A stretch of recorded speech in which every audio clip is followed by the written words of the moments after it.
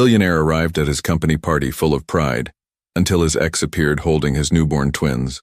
Before we begin, drop a comment telling us which city you're watching from. And once the story ends, don't forget to rate it from 0 to 10. Oh, and make sure to follow our channel for more stories like this. Now, sit back and enjoy every detail. The crystal chandeliers cast warm golden light across the grand ballroom of the Meridian Hotel, where 300 of Seattle's most influential business leaders gathered for Whitmore Landon Technologies' annual gala. The air buzzed with congratulations and the gentle clink of champagne glasses, all directed toward the man standing at the center of it all. Knox Whitmore adjusted his midnight black Tom Ford tuxedo and surveyed the room with the calculated gaze of someone who had built an empire from nothing. At 38, he possessed the kind of presence that commanded attention without effort. Sharp jawline, steel gray eyes, and the quiet confidence of a man who had never lost a deal that mattered. Tonight's celebrations centered around their latest triumph, a $2 billion contract with the European Union for revolutionary cardiac monitoring devices. Knox, congratulations on the Brussels deal, Senator Patricia Hawthorne approached with her husband. The technology sector owes you a debt of gratitude. He smiled, the practiced smile he'd perfected over years of boardroom negotiations. Thank you, Senator. Innovation waits for no one, especially not bureaucracy. The crowd laughed appreciatively. Knox had learned early that success wasn't just about creating superior products. It was about becoming the kind of person people wanted to be associated with. Cold, perhaps, but effective. His assistant, Trevor, materialized at his elbow with military precision. Sir, the mayor wants a word about the new research facility. Also, Forbes is requesting a follow-up interview. Knox nodded, his attention already shifting to the next conversation, the next opportunity to solidify his position at the top of Seattle's business hierarchy. He had built Whitmore Landon Technologies into a biomedical powerhouse, and tonight felt like validation of every sacrifice he'd made along the way, every relationship he'd ended before it could become complicated, every emotion he'd buried beneath spreadsheets and strategic planning, every time he'd chosen the company over. Knox. The voice cut through the ambient noise like a blade through silk. Familiar. Impossible. He turned slowly, champagne glass halfway to his lips, and felt the world tilt off its axis. Camille Landon stood 15 feet away, near the entrance to the ballroom. She wore a simple black dress that somehow made every other woman in the room fade into background noise. Her auburn hair fell in gentle waves past her shoulders, and those green eyes, the same eyes that had once looked at him with love and later with disappointment, now held something entirely different. Determination. She wasn't alone. In her arms, she carried 2 infant car seats. Even from this distance, Knox could see the tiny hands moving, the soft blankets, the impossible reality of what he was witnessing. Babies. The conversations around him became white noise. The congratulations, the business deals, the carefully constructed world he'd built over the past 13 months, all of it evaporated as Camille walked toward him with measured steps. She moved through the crowd like someone who belonged there, because she did belong there. She had co-founded this company. Her name was literally on the building.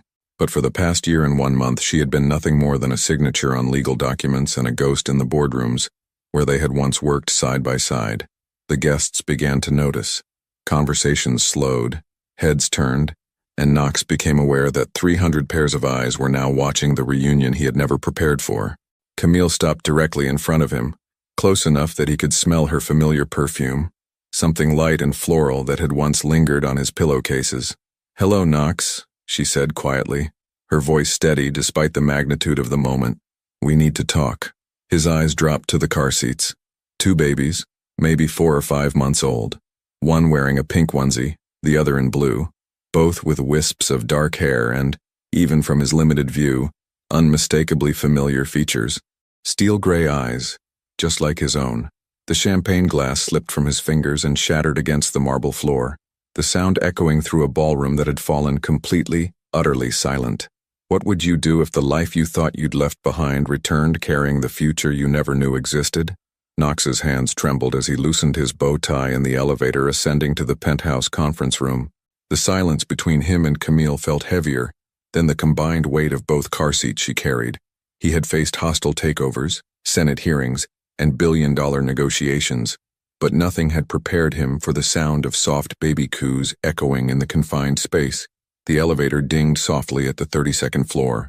Knox's private conference room, the same space where they had once planned their company's future together, where they had shared late-night Chinese takeout and dreams of changing the world through medical technology. Camille walked in first, her heels clicking against the polished hardwood floor.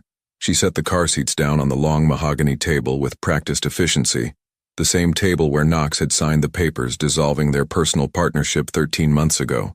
"You can close your mouth now," she said without turning around, her voice carrying a hint of the dry humor he remembered. "I know it's a lot to process." Knox shut the door and leaned against it, still staring.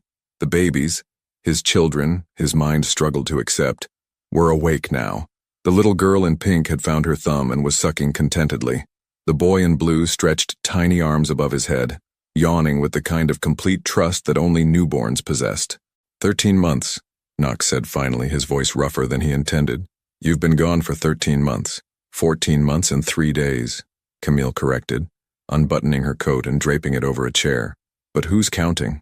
She looked different, still beautiful. That hadn't changed. But there was something new in the way she carried herself, a quiet confidence that hadn't been there before. Motherhood, he realized. It had changed her in ways he was only beginning to understand. "Their names," he said, stepping closer to the table. "What are their names?" "Ilara and Finn." She touched the girl's cheek with one finger. Ilara rose. "Finn Alexander." Knox's breath caught. Alexander, his middle name. "They're 4 months old," Camille continued, her voice steady but careful. "Born on March 15th. Ilara came first by 12 minutes. She's been the bossy one ever since." As if responding to her mother's voice, Ilara made a soft gurgling sound and kicked her legs. Knox found himself leaning closer, drawn by something he couldn't name. "Knox," Camille's voice brought his attention back to her face. "I didn't come here to destroy your life or demand anything from you. I came because they deserve to know who their father is, and you deserve to know they exist." "Why now?" The question came out harsher than he meant. "Why not when you first found out? Why not when they were born? Why show up at the biggest night of my career and—" "Because I needed time." Her green eyes flashed with the first spark of real emotion he'd seen. "Time to figure out how to be their mother without losing myself. Time to decide if I could handle you rejecting them the same way you rejected the possibility of us having a family." The words hit like a physical blow. Knox remembered that last fight with perfect, painful clarity. Camille had been washing dishes in his penthouse kitchen, talking about a future that included marriage and children and Sunday mornings that didn't revolve around quarterly reports. He had shut her down with surgical precision. "I told you from the beginning that wasn't what I wanted," he said quietly.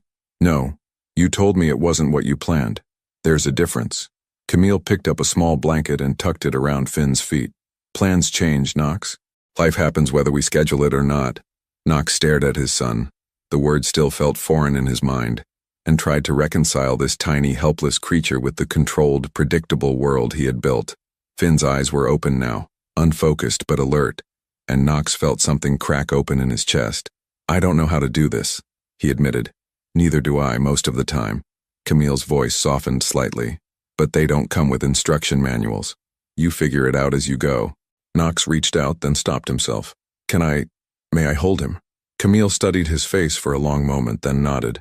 She lifted Finn from his car seat with the kind of natural grace that spoke of months of practice, supporting his head with one hand and cradling his body with the other. "Support his neck," she instructed quietly, transferring the baby to Knox's awkward arms. "He's stronger than he looks, but still fragile." Finn weighed almost nothing, but somehow felt like the heaviest thing Knox had ever held. The baby looked up at him with those familiar gray eyes, and Knox felt his carefully constructed defenses crumble completely. "He has your stubborn chin," Camille observed, and Knox could hear the smile in her voice. "And your nose," Knox replied without thinking, then looked up to find her watching him with an expression he couldn't read. For a moment, the conference room felt less like a battleground and more like what it had once been, a place where two people who cared about each other planned a future together. Then Finn began to cry, and the spell broke. 3 days later, Knox stood outside a modest 2-bedroom apartment in Ballard, holding a paper bag from Pike Place Market, and questioning every decision that had led him to this moment. The building was a far cry from his penthouse, brick facade weathered by Seattle rain, small balconies with bicycles and potted herbs, the kind of place where young families started their lives. He had spent 72 hours unable to focus on anything except the weight of Finn in his arms and the sound of Alara's soft breathing. His assistant Trevor had rescheduled 2 board meetings and a conference call with Tokyo investors. Knox Whitmore, who had never missed a deadline in his adult life, couldn't concentrate on quarterly projections when his mind kept drifting to Tiny Fingers and the way Camille had looked at him when he held their son. The apartment door opened before he could knock. "You're early," Camille said, stepping aside to let him in. She wore jeans and an oversized sweater, her hair pulled back in a messy ponytail. No makeup. She looked younger, softer than the polished professional he remembered. "I brought coffee," Knox said awkwardly, holding up the bag. "And those blueberry scones you used to like from the market." Camille's expression softened slightly. You remembered.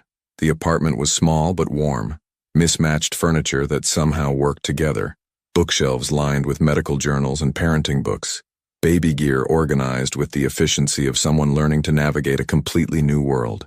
A bouncy seat sat next to the couch, and Knox could hear soft music playing from somewhere deeper in the apartment. "They're napping," Camille explained, following his gaze toward the hallway, "which means we have maybe 20 minutes of adult conversation before chaos resumes." She led him to the small kitchen, where she began preparing bottles with the kind of practiced routine that spoke of countless repetitions. Knox watched, fascinated by the precision, measuring formula, testing temperature on her wrist, arranging everything within easy reach. "How do you do this alone?" he asked quietly. Camille paused, her hands stilling on the counter. "You learn fast when you have to. Mrs. Kowalski next door helps when I have doctor appointments or need to run to the grocery store. She's 83 and has more energy than most people half her age." Knox set the coffee bag on the counter, noting the stack of bills held down by a small ceramic elephant. Electricity, pediatrician visits, insurance payments. The amounts weren't enormous, but he recognized the careful budgeting of someone stretching every dollar. "Camille, about the company shares." "No." Her voice was firm. "I didn't come back for money, Knox. I came back because Alara and Finn deserve to know their father. Not because I need financial support. But you're living on savings. The medical bills alone. I'm managing." She pulled 2 mugs from a cabinet that had seen better years. "I've been freelancing, medical consultation work. It pays enough." Knox wanted to argue, to point out that she was brilliant enough to be running research departments at major hospitals, that raising twins alone while doing freelance work was unsustainable. But the set of her shoulders told him this wasn't a conversation she was ready to have. A soft cry came from the back bedroom, followed immediately by another. "Nap time's over," Camille said with a small smile. "Perfect timing, actually. They've been extra fussy lately. I think they're going through a growth spurt."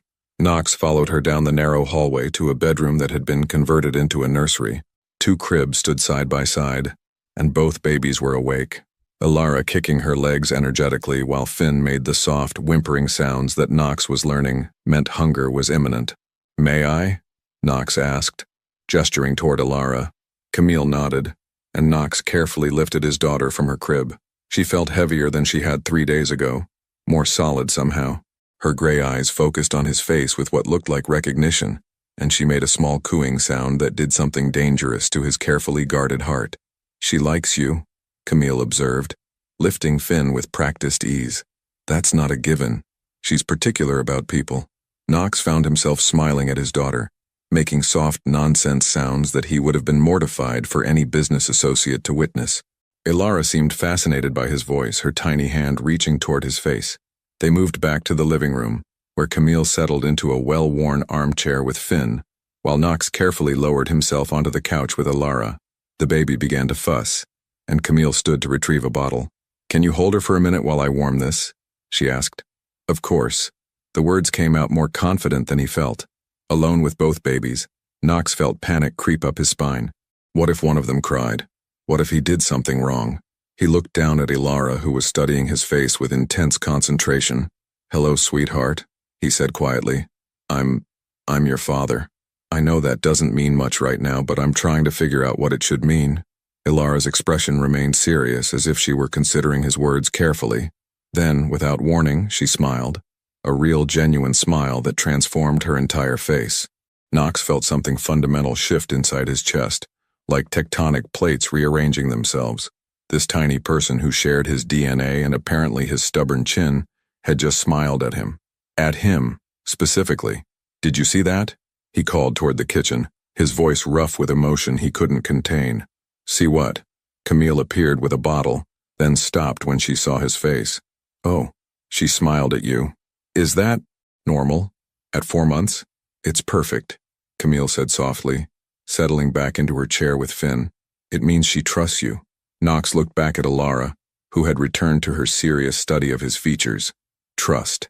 Such a simple word, but it carried the weight of possibilities he had never allowed himself to imagine. Knox's phone buzzed insistently on his nightstand at 2:47 a.m. He reached for it automatically, assuming it was another urgent call from their Hong Kong office, but Camille's name on the screen made his pulse spike with immediate concern. Camille? What's wrong? Her voice came through tired and strained. I'm sorry to call so late. Finn's been running a fever since yesterday and it's gotten worse. I'm at Seattle Children's Hospital and I don't have anyone else to call. Knox was already reaching for his clothes. I'm on my way. 20 minutes later, he found her in the pediatric emergency waiting room, pacing slowly while bouncing Finn against her shoulder. She looked exhausted, her hair disheveled, wearing the same sweater from 3 days ago.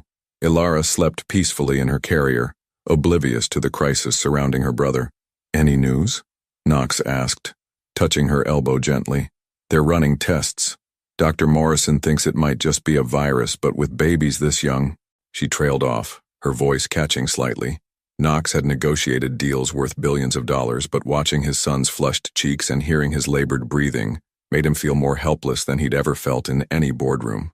He reached for Finn, and Camille transferred the baby to his arms without hesitation. Have you eaten anything today? He asked, noting the dark circles under her eyes. I'm not hungry. That wasn't what I asked. Camille gave him a look that was part gratitude, part irritation. No, I haven't eaten. Knox settled into the uncomfortable plastic chair beside her, adjusting Finn's position until the baby seemed more comfortable. There's a vending machine down the hall. At least get a granola bar or something. I don't want to leave him. He's with his father, Knox said quietly. He'll be fine for 5 minutes. The word father still felt strange coming from his mouth, but less foreign than it had a week ago. Camille studied his face, then nodded reluctantly and walked toward the hallway. Knox looked down at Finn, whose gray eyes were glassy with fever but alert. Hey, buddy, he murmured. You're going to be okay. Your mom's been taking excellent care of you, but you're scaring us a little bit.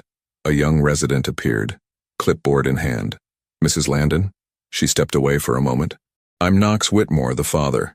The resident's expression shifted slightly. Recognition, perhaps, or surprise.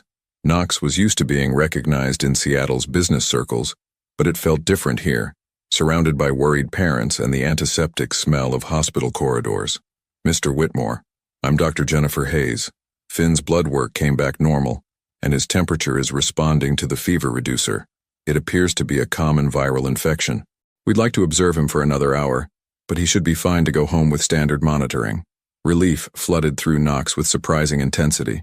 Thank you. What should we watch for? Dr. Hayes ran through the warning signs. Persistent fever, difficulty breathing, changes in eating patterns. Knox found himself taking mental notes with the same focus he'd once reserved for merger negotiations.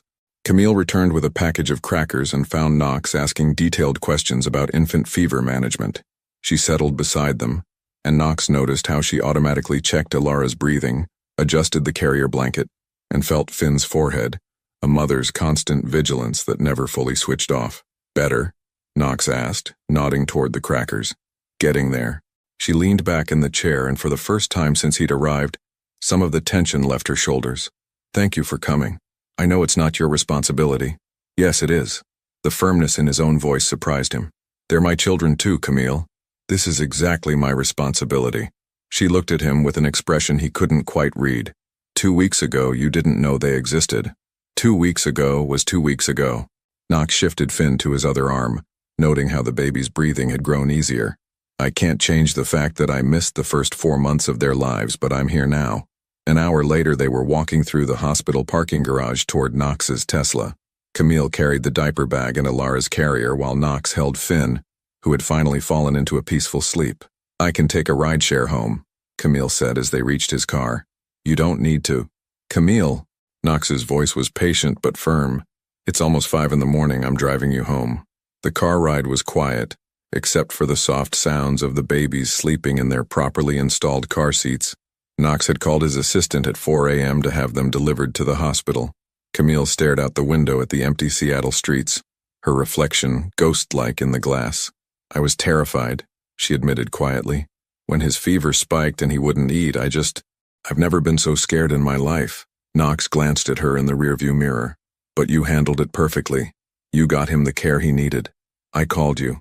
There was something vulnerable in her voice. I could have called my sister in Portland, or even Mrs. Kowalski, but I called you.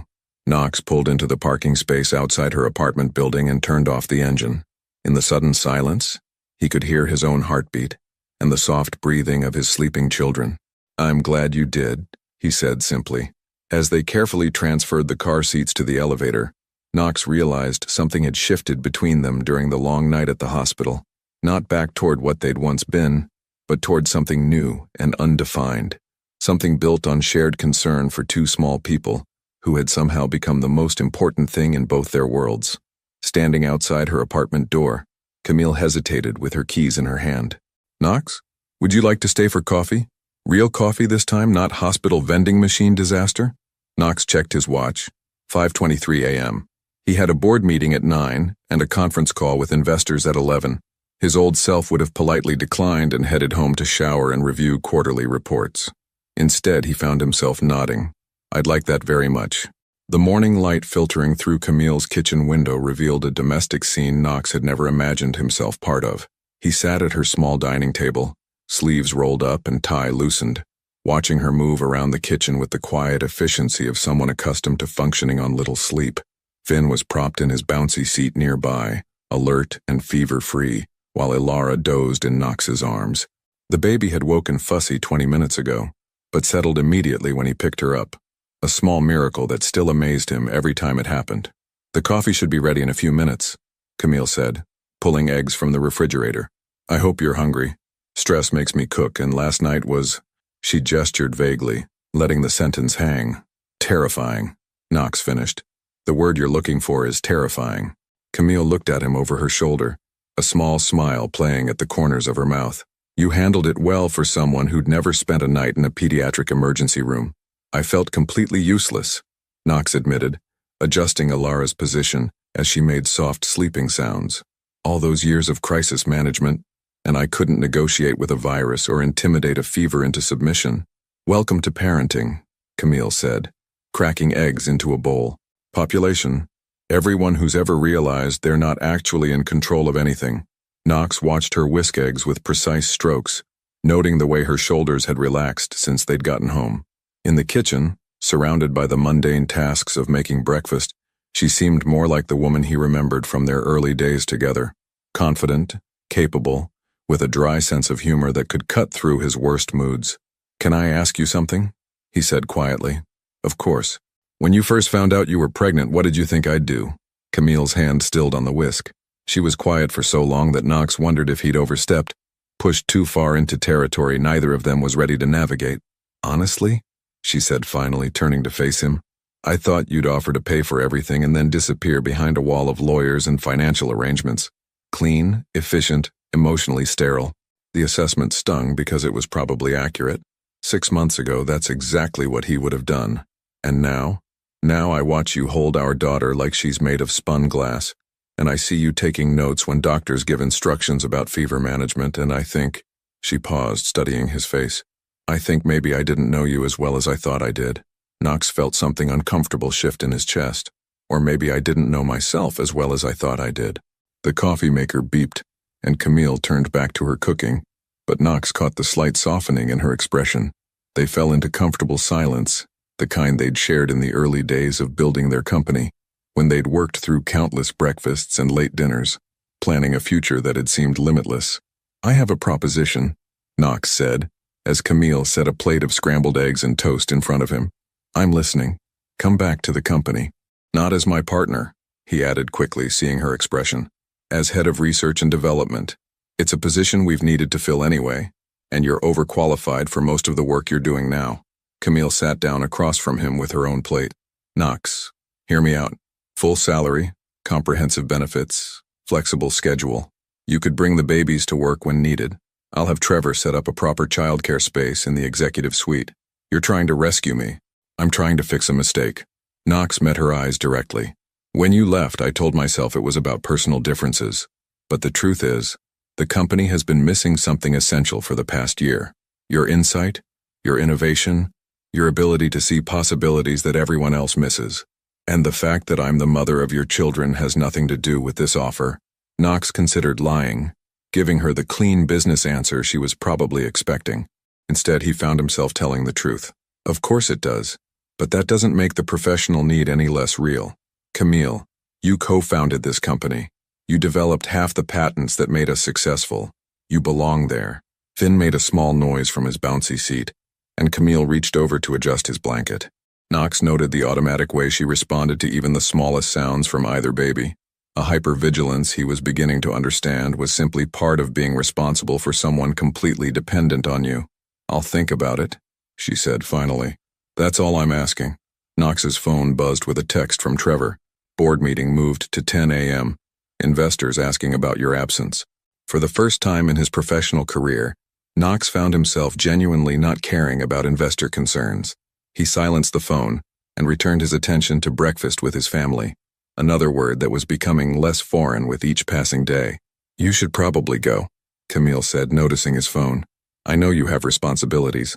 Knox looked at Alara, still sleeping peacefully in his arms, then at Finn, who was making the soft cooing sounds that meant he'd be hungry soon, then at Camille, who was watching him with an expression of patient understanding. My responsibilities are here too, he said simply. Camille's coffee cup paused halfway to her lips. Knox, I'm not saying this to pressure you, or because I think one night at the hospital changes everything between us. I'm saying it because it's true. They're my children, He paused, searching for the right words. You're their mother, and maybe that means I need to reconsider what my priorities actually are. Alara stirred in his arms, her gray eyes opening to focus on his face. She studied him with the serious expression that seemed to be her default, then reached out one tiny hand to grab his finger. Camille watched the interaction with something that looked almost like wonder. She's never done that with anyone else, she said quietly. Done what? Reached for them. She's usually content to observe, but she doesn't actively seek contact. Even with me, she's more reserved than Finn. Knox looked down at his daughter, whose small fist was now wrapped firmly around his index finger. Maybe she knows something we don't. Outside the window, Seattle was waking up. Early commuters heading to jobs that had once defined their entire existence. Coffee shops opening to serve people whose biggest concern was making it through another day at the office. Knox had been one of those people until very recently. Now, sitting in a small apartment kitchen with his sleeping daughter in his arms and the taste of home-cooked breakfast on his tongue, he wondered when exactly his definition of success had begun to shift. 2 weeks later, Knox stood in the lobby of Whitmore Landon Technologies, watching Camille walk through the glass doors for the first time in over a year. She wore a navy blazer and carried a leather messenger bag, looking every inch the accomplished professional she'd always been. But Knox noticed the way her eyes swept the familiar space, part nostalgia, part wariness.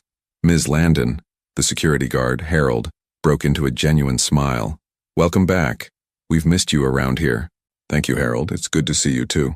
Knox approached, extending his hand in a gesture that was purely professional, a boundary they'd established during their phone conversations about her return. Ready for the tour? As ready as I'll ever be. They rode the elevator to the 15th floor in comfortable silence.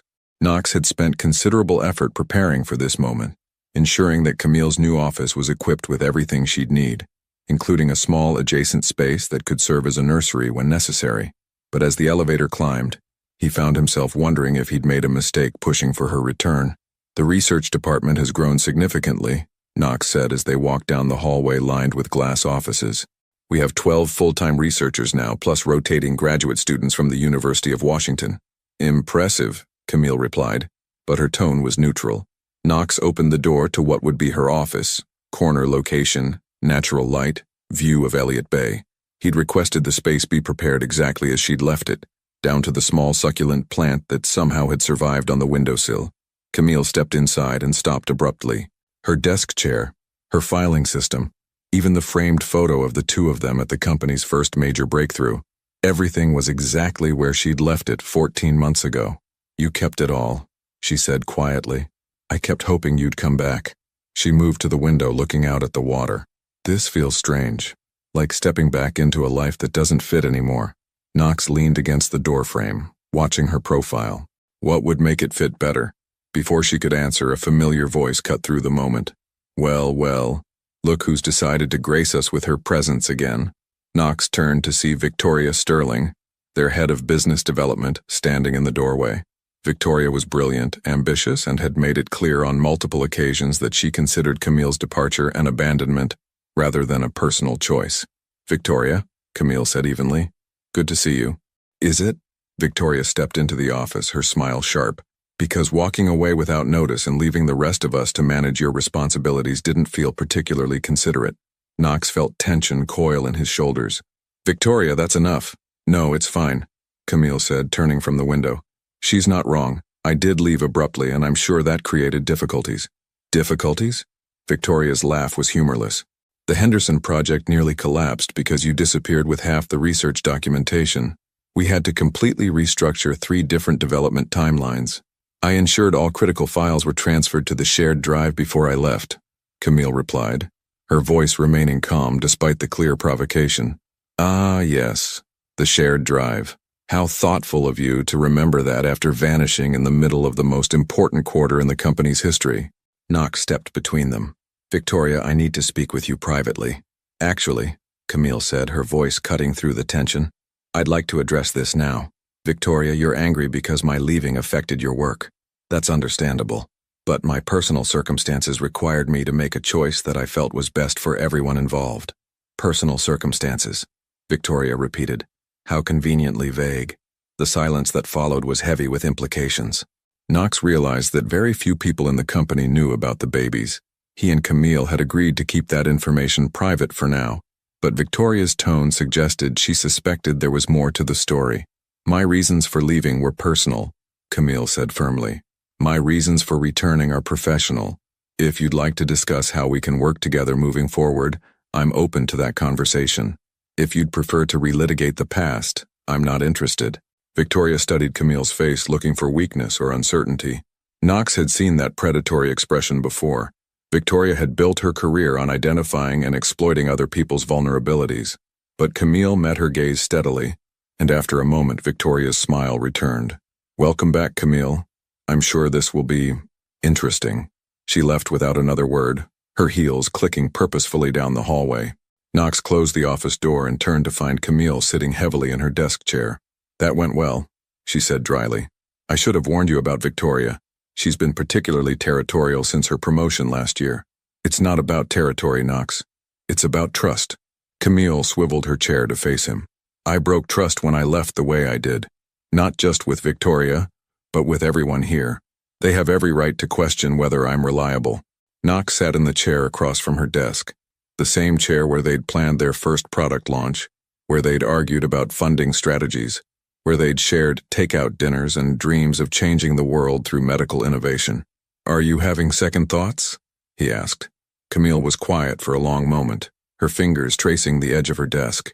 "Do you know what I did yesterday before coming in today?" Knox shook his head. "I spent an hour teaching Alara how to hold a rattle. She's been trying for weeks, and yesterday she finally got it. Just for a few seconds, but she held it by herself and shook it deliberately." Camille's voice softened. "It was this tiny milestone that no one else would even notice, but it felt like the most important thing in the world. It was important. That's just it. It was. And sitting here now looking at quarterly projections and research timelines, I'm wondering if I can care about both things equally. If I can be the kind of professional this company needs, while also being the kind of mother Ilara and Finn deserve." Knox leaned forward. "What if you didn't have to choose? What if we structured things so that both were possible?" "Knox, no, listen. What if success looked different than what we used to think it looked like? What if building something meaningful included building a life that made sense for all of us?" Camille looked at him with an expression he couldn't quite read. "All of us." Knox felt heat rise in his cheeks. He hadn't meant to include himself so directly in the equation, but the words had come out with surprising honesty. "I mean, the children need both their parents to be fulfilled. That's all I meant." Camille studied his face, and Knox had the uncomfortable feeling that she could see right through his careful explanation. "Right," she said finally. "For the children." Knox's phone buzzed with a text from the daycare service he'd arranged. Babies settled in well. Finn loved the music time. Ilara observing everything carefully as usual. He showed Camille the message, and her expression softened. "They're 3 floors up," Knox said. "You can check on them whenever you want." "Thank you," she said quietly, "for all of this, for making it possible." Knox stood to leave, then paused at the door. "Camille, that rattle thing with Ilara, would you tell me about moments like that? I know I missed the first 4 months, but I'd like to understand what I'm learning to see." Camille's smile was the first genuinely warm expression he'd seen from her all day. "I'd like that very much." Knox found Camille in the company's childcare suite at 6:30 p.m., long after most employees had gone home. She sat cross-legged on the soft play mat, watching Ilara attempt to roll from her back to her stomach, while Finn contentedly chewed on a teething ring nearby. The late afternoon sunlight streaming through the windows cast everything in warm gold. "Working late on your first week back?" Knox asked, settling onto the floor beside them. "Trying to catch up on 14 months of research developments," Camille replied, gently encouraging Ilara's efforts. "Did you know we're only 6 months away from FDA approval on the cardiac monitoring system? The one we started developing right before I left?" "I did know that, yes, it's been my primary focus for the past year." Camille looked at him with surprise. "Your focus? Knox, you hate the technical development phase. You always said the science bored you." Knox felt heat rise in his neck. The truth was, throwing himself into the detailed research had been the only way to feel connected to Camille after she'd left. Every late night spent reviewing her original notes, every modification he'd suggested to the development team, had been his way of maintaining some thread of connection to the woman who had disappeared from his life. "People change," he said simply. Ilara finally succeeded in rolling over, immediately becoming frustrated when she couldn't roll back. Camille scooped her up with practiced ease, making soft, encouraging sounds. "She's determined," Knox observed. "Gets that from you. And the temper when things don't go her way?" Camille raised an eyebrow. "That's definitely yours." They fell into comfortable silence, watching Finn explore a soft fabric book with intense concentration. Knox marveled at how natural this felt, sitting on the floor of an office building having a conversation about their children's personalities, as if they'd been co-parenting for months instead of weeks. "Can I ask you something?"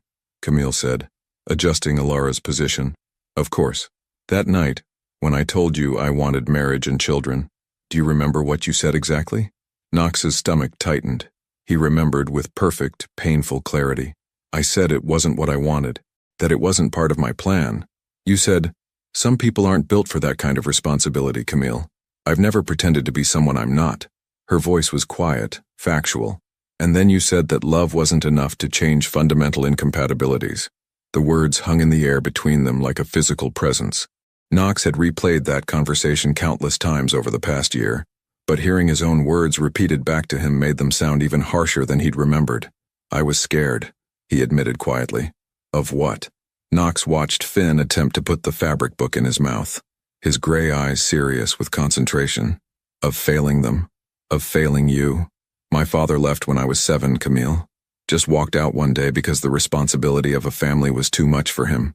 My mother spent the next 10 years telling me how much I reminded her of him." Camille's expression softened, but she didn't interrupt. "I built my entire life around being self-sufficient, around never needing anyone or having anyone need me, in a way that could destroy them if I failed.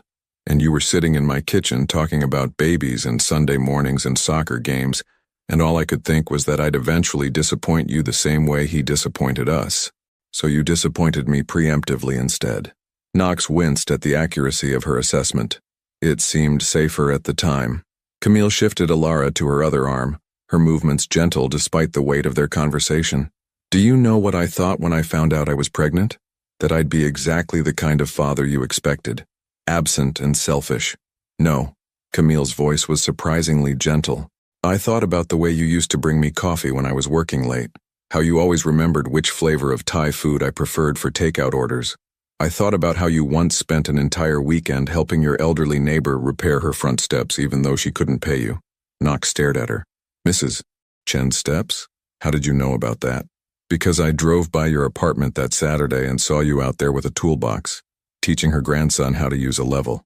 You never mentioned it, but I knew." Knox felt something shift in his chest, a loosening of tension he hadn't even realized he'd been carrying. "I thought about those things," Camille continued, "and I realized that the man who did them would probably be a good father. if he could get past his own fear long enough to try. Ilara made a soft cooing sound and reached toward Knox. He extended his finger automatically, and she grasped it with the fierce determination that seemed to characterize everything she did. "And now?"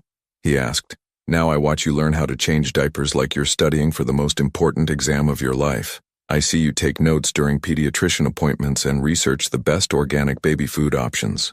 I watch you hold them like they're the most precious things you've ever touched." Camille paused. "And I think maybe we were both wrong about who you are." Knox felt tears prick at his eyes. An emotional response that would have terrified him 6 months ago, but now felt like a natural reaction to the magnitude of what she'd just given him.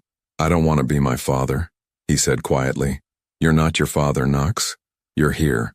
Every day you're here, trying to figure out how to be what they need. That's not abandonment, that's the opposite of abandonment." Finn had managed to work the fabric book into his mouth and was gumming it with satisfaction.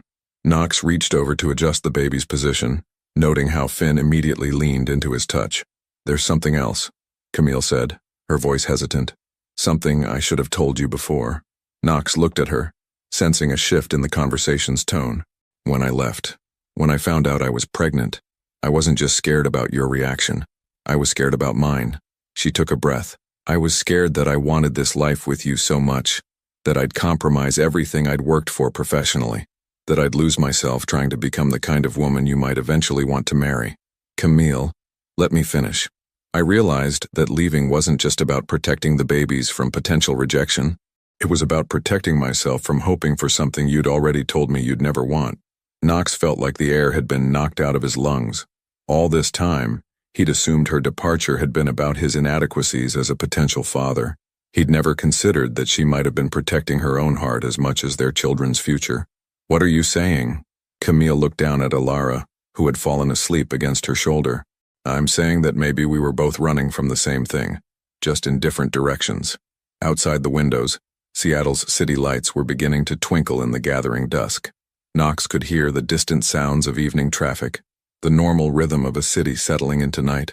But inside this small room surrounded by baby toys and the soft breathing of sleeping children, everything felt suspended in possibility. "And now?" Knox asked again, his voice barely above a whisper. Camille met his eyes directly. "Now I think we owe it to them and to ourselves to find out what happens when we stop running."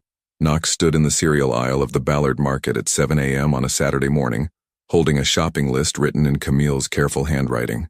6-month-old Finn sat contentedly in the shopping cart, gnawing on a teething ring, while Ilara surveyed their surroundings with the serious expression that had become her trademark. This had become their Saturday routine over the past month. Knox would arrive at Camille's apartment early. They'd have coffee while the babies ate breakfast, then venture out to handle the mundane tasks of daily life together. Grocery shopping, pharmacy visits, the occasional stop at Target for diapers, and the seemingly endless supply of baby gear that constantly needed replacing. It felt startlingly normal. "Daddy, which one?" A small voice nearby caught his attention. A little girl, maybe 4 years old, was tugging on her father's hand while pointing at colorful cereal boxes. Knox felt something tighten in his chest at the word, Daddy. Ilara and Finn were still too young for words, but someday, hopefully someday soon, they would call him that. The thought filled him with equal parts anticipation and terror. "Everything okay?" Camille appeared beside him, pushing a second cart filled with formula and baby food. "Fine," Knox said, but his voice came out rougher than intended. Camille followed his gaze to the little girl, who had successfully negotiated for a box of something that was probably more sugar than grain. Understanding dawned in her eyes. "It gets easier," she said quietly. "The overwhelming part. Does it? Because most days I feel like I'm fumbling through some elaborate performance where everyone else got a script and I'm improvising badly." Camille smiled, reaching over to adjust Finn's hat. "Welcome to parenthood. That feeling never completely goes away. You just get better at pretending you know what you're doing." They continued through the store, falling into the easy rhythm they'd developed. Knox would consult the list while Camille navigated the cart and entertained whichever baby was getting fussy. Strangers often smiled at them, and Knox realized they probably looked like any other young family doing weekend errands. The illusion was both comforting and dangerous. At the checkout line, the elderly cashier beamed at the twins. "How old are your little ones?" 6 months, Camille answered automatically. "Twins are such a blessing," the woman continued, scanning items with practiced efficiency. "My sister had twin boys. They're in college now, but I remember how exhausting those early years were. Good thing you have such a helpful husband. Knox felt heat rise in his face, but Camille's response was smooth and natural. Yes, he's wonderful with them. They didn't correct the assumption. Knox found himself wondering what that meant. In the parking lot, as they loaded bags into Knox's SUV, he'd traded his Tesla for something more practical 3 weeks ago. Camille brought up the subject he'd been dreading. "My lease is up at the end of next month," she said, buckling Alara into her car seat. Knox's hands stilled on the grocery bags. "Are you renewing?" "I don't know. The apartment is getting small with all the baby gear, and Mrs. Kowalski is moving to assisted living. I'll lose my backup childcare." Knox had been thinking about this conversation for weeks, running through various approaches and discarding them all as too presumptuous or too casual. But standing in a grocery store parking lot with his children secured in car seats and the normalcy of the morning, making everything seem possible, the words came out before he could stop them. "Move in with me." Camille stopped what she was doing and looked at him directly. "Knox, I don't mean as a romantic gesture or because I think one good month of co-parenting erases everything that happened between us. I mean practically. My penthouse has 4 bedrooms. There's space for a proper nursery, room for them to grow. You wouldn't have to worry about childcare because I'd be there. That's a big step, is it? We're already doing this. Sharing responsibility, making decisions together, spending most of our free time in each other's company. The only difference would be a dress." Camille leaned against the car, studying his face. "And what happens when this arrangement gets complicated? When one of us wants to date someone else, or when we disagree about something important regarding the kids?" Knox felt something cold settle in his stomach at the mention of dating other people, but he pushed the feeling aside. "Then we figure it out like adults, like parents who want what's best for their children." You make it sound simple. Maybe it is simple. Maybe we've been making it more complicated than it needs to be. A young couple walked past them toward the store, the man carrying a toddler on his shoulders while the woman pushed a stroller. They were laughing about something, completely absorbed in their own world, and Knox felt a sharp pang of something that might have been envy. "There's something else," Camille said quietly. "Victoria cornered me in the break room yesterday. She made it clear that she thinks our working relationship is inappropriate, given our personal history." Knox's jaw tightened. "What exactly did she say?" "That board members and investors might question my objectivity when it comes to company decisions. That my presence creates potential conflicts of interest." Camille paused. "She's not wrong, Knox. There are ethical considerations we haven't fully addressed. Victoria's positioning herself for my job," Knox said bluntly. "She's been doing it since you left. Creating doubt about your return is just her latest strategy. And what if she succeeds?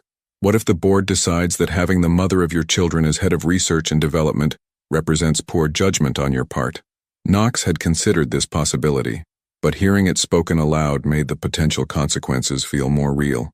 He could lose the company he'd built, the professional identity that had defined him for most of his adult life. The thought should have terrified him. 6 months ago, it would have sent him into crisis mode, developing contingency plans and damage control strategies. Instead, he found himself asking a different question. What would he lose if he prioritized the company over this fragile, complicated, extraordinary thing they were building together? "Then we'll deal with that too," he said finally. Camille looked surprised by his calm response. "Just like that?" "Just like that." "Camille, I spent most of my life believing that professional success was the only thing that mattered, that everything else was secondary. But standing here, loading groceries into a car that fits car seats, planning weekend activities around nap schedules, this feels more important than any board meeting I've ever attended." Finn made a happy gurgling sound from his car seat, and both Knox and Camille automatically turned to check on him. He was wide awake, looking around with bright curiosity, completely content to be wherever his parents were. "He likes car rides," Camille said softly.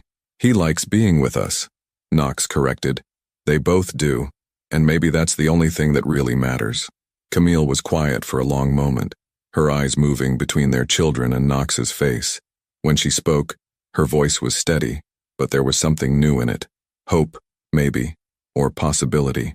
Ask me again in 2 weeks," she said, "when I've had time to think it through completely." "Ask you what again?" "To move in with you, to build something new together, to see what happens when we stop overthinking every decision and just try." Knox felt something warm and unfamiliar spread through his chest. Not the sharp thrill of closing a business deal or the satisfaction of strategic planning, but something quieter and more sustainable. "I can do that," he said. As they drove home through Seattle's tree-lined neighborhoods, Knox found himself imagining Saturday mornings that began with everyone under the same roof, grocery trips that didn't require coordination between two apartments, bedtime routines that didn't end with him kissing the babies goodbye, and returning to an empty penthouse. For the first time in his adult life, the future felt less like a business plan and more like a promise. The emergency board meeting was called for 2 p.m. on a Thursday afternoon, giving Knox barely enough time to arrange emergency childcare and cancel 3 important client calls.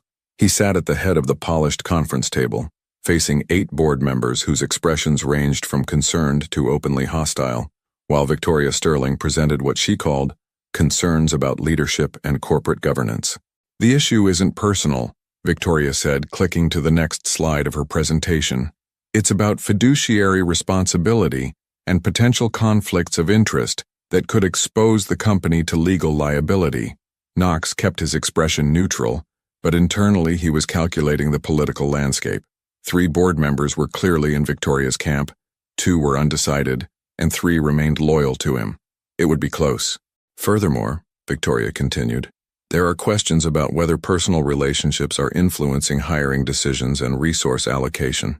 Ms. Landon's reinstatement as head of research and development, combined with the unusual accommodations made for her personal circumstances, could be seen as preferential treatment."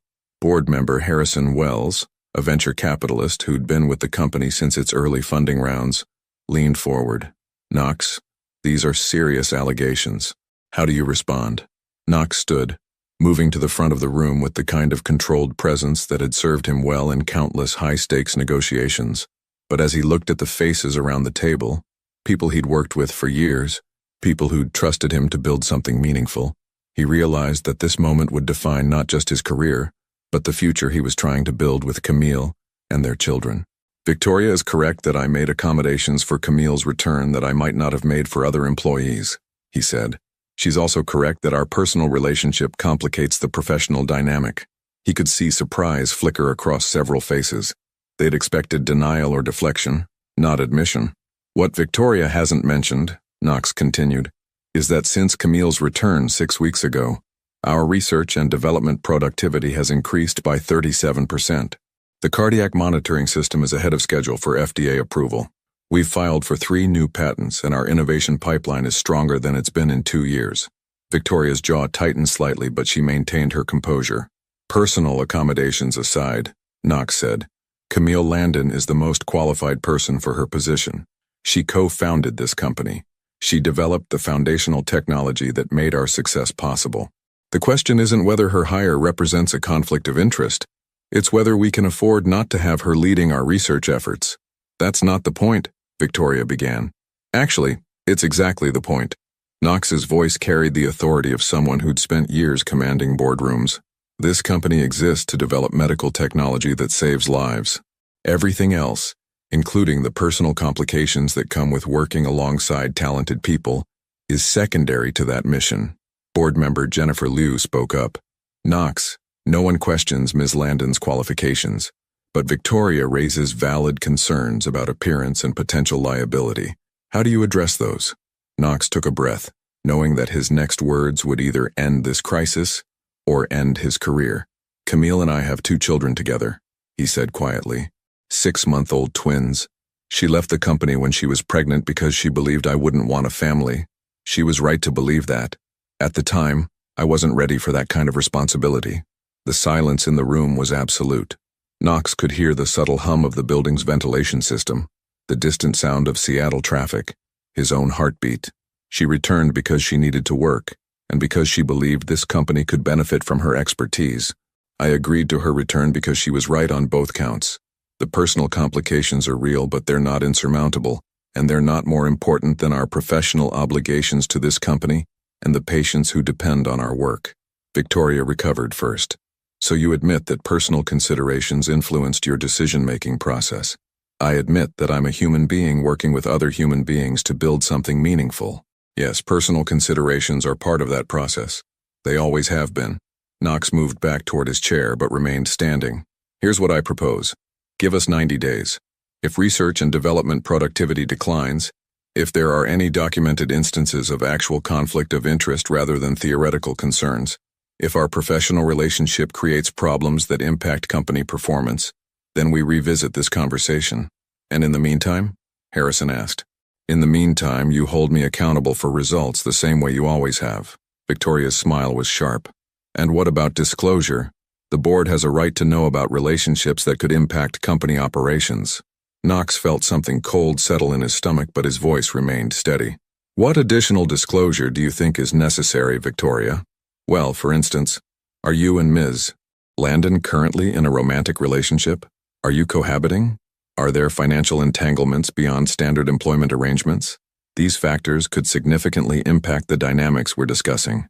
The room fell silent again. Knox realized that this was Victoria's real play. Not just questioning his judgment, but forcing him to publicly define his relationship with Camille in terms that would either embarrass them both or create ammunition for future attacks. Ms. Landon and I share parenting responsibilities for our children, Knox said carefully. Beyond that, our personal relationship is evolving, and I don't believe the details are relevant to this board's oversight responsibilities. That's not really an answer, Victoria pressed. Knox looked around the table, seeing calculation and curiosity in equal measure. These people weren't just business associates. They were his colleagues, some of them his friends. They deserved honesty, but Camille deserved privacy. You're right, he said finally. It's not a complete answer, but it's the answer you're going to get, because some aspects of this situation are personal rather than professional, and I'm not going to compromise my family's privacy to satisfy curiosity. The word family hung in the air like a declaration. Knox realized he'd never used it before in relation to Camille and the twins, but it felt natural, inevitable. Board member Patricia Vance, who'd been silent throughout the meeting, finally spoke. Knox, I think what we need is assurance that you can maintain professional objectivity while managing personal relationships. Can you give us that assurance? Knox met her eyes directly. I can give you something better than assurance, Patricia. I can give you results. Judge me on performance, not on speculation about theoretical conflicts. Hold me accountable for outcomes, not for the complexity of human relationships. He paused, looking around the table one more time. And if any of you believe that I've compromised this company's mission or betrayed your trust, then vote me out. But base that decision on evidence, not on fear of complications. The meeting continued for another 45 minutes, with Victoria presenting additional concerns and Knox responding with financial data and strategic projections. But he knew the real decision had been made in those first 10 minutes, when he'd chosen honesty over political calculation. As board members filed out, Harrison lingered behind. That was either very brave or very stupid, he said quietly. Probably both, Knox admitted. The vote isn't going to be unanimous, but you'll keep your position. Victoria overplayed her hand. This felt more like a personal vendetta than legitimate corporate governance. Knox nodded, relief flooding through him. But Knox, Harrison continued, this isn't over. Victoria's not going to give up, and your situation with Ms. Landon is going to be scrutinized more heavily going forward. Make sure you can handle whatever comes next. Alone in the conference room, Knox called Camille's office extension. How did it go? She asked immediately. I still have a job, Knox said. Barely. And us? How much damage did I cause by coming back? Knox looked out the conference room window at the Seattle skyline, thinking about the choice he'd just made. Between the safe, uncomplicated professional life he'd built and the messy, uncertain, extraordinary possibility of building something real with the woman he'd never stopped loving. You didn't cause damage, Camille. You gave me something worth fighting for. Knox found Camille on the roof deck of his penthouse at midnight, wrapped in one of his old sweaters and holding a baby monitor. The Seattle skyline glittered beyond the glass railing, but she was staring at the device in her hands as if it held answers to questions she hadn't yet learned to ask. They're finally asleep, she said without turning around. Finn fought it for an hour. I think he's going through another growth spurt. Knox settled into the chair beside her, noting the exhaustion in her voice. It had been 3 weeks since the board meeting, 3 weeks since she'd moved into his penthouse, and they were still learning how to navigate shared space and shared responsibilities. Some days felt natural, almost effortless. Others felt like they were performing an elaborate dance where neither of them knew the steps. I talked to Victoria today, Camille said quietly. Knox felt his stomach tighten. About what? She offered me a position. Head of Research and Development at Meridian Biotech. Significant salary increase, full benefits, stock options. She's leaving Whitmore Landon to become their CEO. Knox stared at the city lights, processing this information. Meridian was their biggest competitor, a company that had been trying to poach their top talent for years. Victoria offering Camille a position there wasn't just professional opportunity, it was strategic warfare. "Are you considering it?" he asked, surprised by how calm his voice sounded. "I don't know." Camille finally looked at him. "Knox, what are we doing here?" "What do you mean?" "This." She gestured at the space around them, the expensive furniture, the view that probably cost more per month than most people's annual salary. Living together, raising children together, working together. We're playing house, but we've never actually talked about what any of it means. Knox felt something cold settle in his chest. This was the conversation he'd been dreading, the one that would force them to define something that felt too fragile to survive definition. "It means we're figuring it out as we go," he said carefully. "No, Knox. It means we're avoiding the real conversation because we're both terrified of what might happen if we're honest about what we actually want." The baby monitor crackled softly with the sound of Ilara making small sleeping noises. Such a normal sound, Knox thought. Such a peaceful interruption to what felt like the most important conversation of his life. "What do you want?" he asked quietly. Camille was silent for so long that Knox wondered if she'd decided not to answer. When she finally spoke, her voice was barely above a whisper. "I want Sunday mornings where we don't have to coordinate schedules to see our children. I want to argue about whose turn it is to handle the 3 a.m. feeding without it being a negotiation between separate households. I want Ilara and Finn to think of us as home instead of two different places they have to travel between." Knox felt his heart rate increase. "That sounds like what we have now. What we have now is a practical arrangement with an expiration date that neither of us will acknowledge." Camille turned to face him fully. "Knox, I need you to tell me honestly. Do you see this as temporary? A way to share parenting responsibilities until the kids are older, and we can figure out a more conventional custody arrangement?" The question hung between them like a challenge. Knox realized that his answer would determine everything, not just their living situation or their professional relationship, but the entire trajectory of their family's future. "No," he said finally. "I don't see this as temporary." "Then what do you see it as?" Knox stood up, moving to the railing where he could look out at the city that had been his home for most of his adult life. From this height, the streets looked organized, manageable, like problems that could be solved with proper planning and sufficient resources. "I see it as the life I never knew I wanted until it was right in front of me," he said.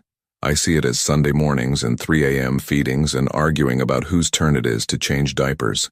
I see it as watching Ilara learn to walk and teaching Finn to throw a baseball and staying up too late helping with homework when they're older."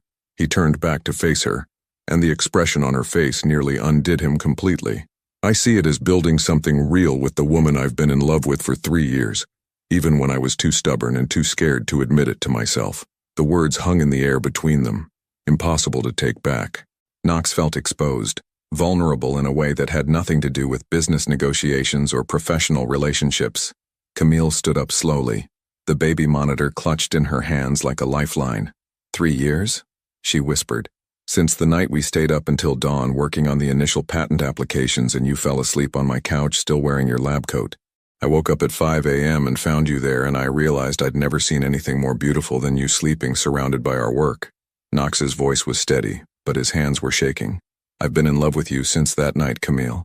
I just spent 2 years convincing myself it was professional admiration and 1 year trying to forget you existed." Tears were running down her face now, but she wasn't looking away. "You broke my heart," she said quietly. "I know. You made me feel like wanting a family with you was asking for something impossible. I know that too.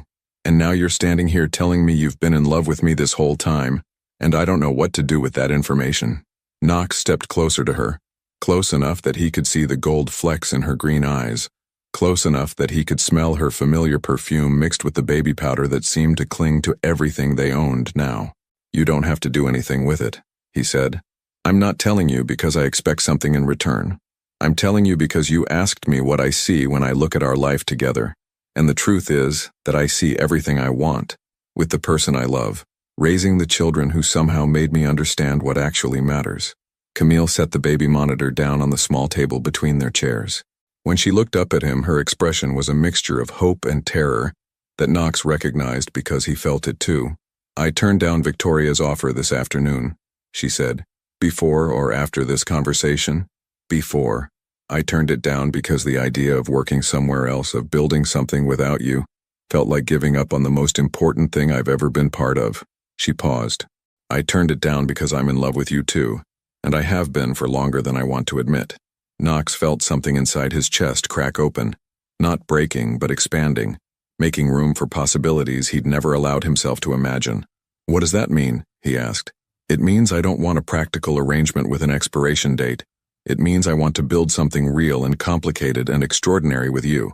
It means I want to marry you someday when we're ready, and argue about whose turn it is to handle the 3 a.m. feeding for the rest of our lives." Knox reached for her hands, finding them warm and steady, despite everything they'd just admitted to each other. "Is that a proposal?" he asked, trying to lighten the moment even though his heart was racing. "It's a statement of intent," Camille said, smiling through her tears. "The proposal comes later when we've figured out how to be in love and be parents and be business partners without losing our minds." Knox pulled her closer until they were standing face to face on a rooftop in the middle of Seattle, surrounded by city lights and the quiet sounds of their sleeping children. "I can work with a statement of intent," he said quietly. When he kissed her, it felt nothing like the careful, controlled affection they'd shared years ago. It felt like coming home to something he'd been searching for without knowing what he was looking for. It felt like the beginning of everything.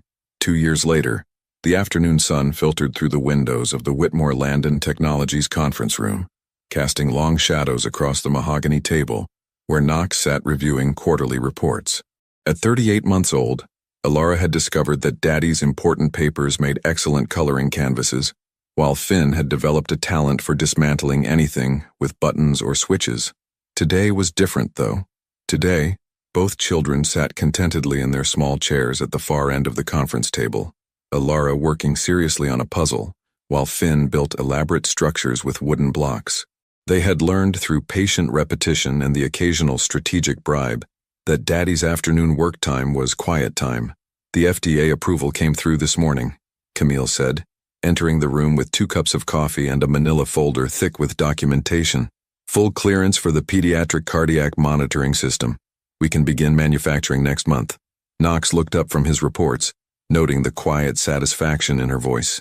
The pediatric system had been Camille's passion project for the past 18 months, a smaller, more sensitive version of their adult monitoring technology, designed specifically for children with heart conditions. "That's incredible news," he said, accepting the coffee. "How many units are we projecting for the first quarter?" "Conservative estimate, 15,000. But Dr. Morrison at Seattle Children's thinks we could see demand closer to 25,000 once pediatric cardiologists start seeing the data." Knox felt the familiar warmth that came with professional success. But it was different now, quieter, more sustainable. Success felt less like validation and more like the natural result of building something meaningful with people he cared about. "Daddy, look," Alara announced, holding up her completed puzzle. It was a simple scene of a family with 2 parents, 2 children, and a golden retriever, not unlike the dog they'd adopted 6 months ago after Finn had spent 3 weeks asking for a puppy like Mrs. Patterson's. "That's beautiful, sweetheart," Knox said, genuinely impressed by her focus and determination. At nearly 3 years old, Alara approached everything with the same methodical intensity she'd shown as a baby. Finn, meanwhile, had constructed what appeared to be a complex architectural project involving all of his blocks, 3 paper clips he'd somehow acquired, and one of Knox's expensive pens. "Finn, buddy, where did you get that pen?" Camille asked, trying not to smile. Finn looked at the pen in his hand as if seeing it for the first time. "It was lonely," he said seriously. "The blocks needed it." Knox and Camille exchanged a look of amused resignation. Finn's logic was often unassailable, even when it involved the redistribution of office supplies. "Speaking of the meeting," Camille said, returning to business while keeping one eye on their son's architectural endeavors. "The board wants to discuss expansion plans. Harrison thinks we're ready to open a second research facility. What do you think?" "I think we should be careful not to grow faster than we can maintain quality. But the demand is there, and we have the financial resources." Camille settled into the chair beside him, the same chair where they'd planned their first product launch, where they'd argued about funding strategies, where they'd slowly learned to balance professional partnership with personal love. Knox's phone buzzed with a text from Trevor. Photographer here for family portraits. Should I send them up?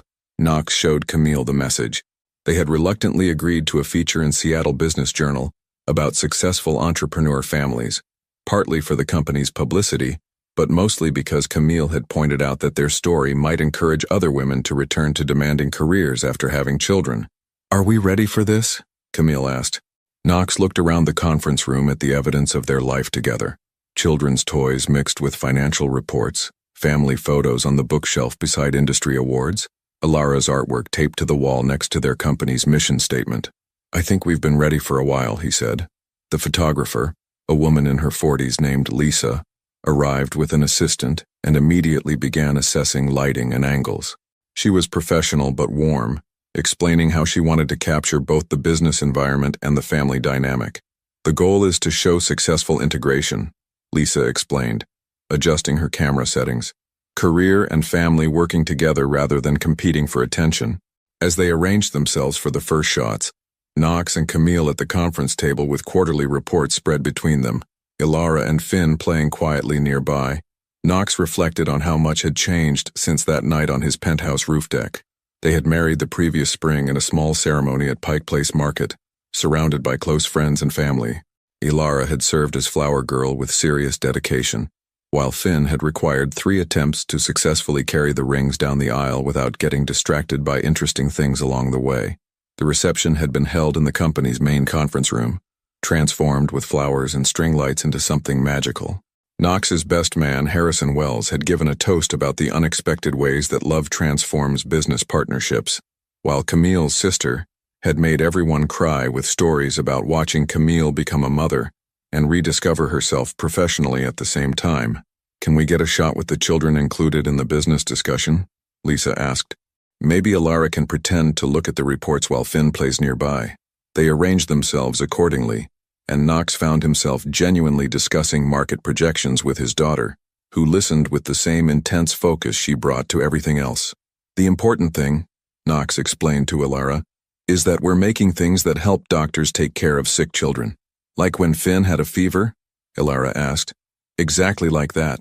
Remember how the doctor used special equipment to check his heart and temperature? We make equipment like that. Ilara nodded thoughtfully, as if this information were exactly what she'd expected to learn during a professional photo shoot. Finn, meanwhile, had discovered that the photographer's light reflectors made interesting shadows on the wall and was conducting an elaborate experiment involving the movement of his hands and the resulting shadow puppets. He's going to be an engineer, Camille said quietly to Knox, or a lighting designer, or a shadow puppet artist. We'll support whatever makes him happy.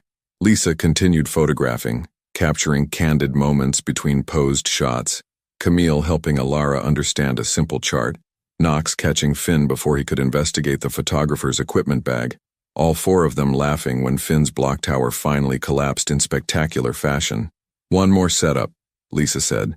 I'd like to get a shot by the windows with the Seattle skyline in the background. Can we have the whole family looking out at the city?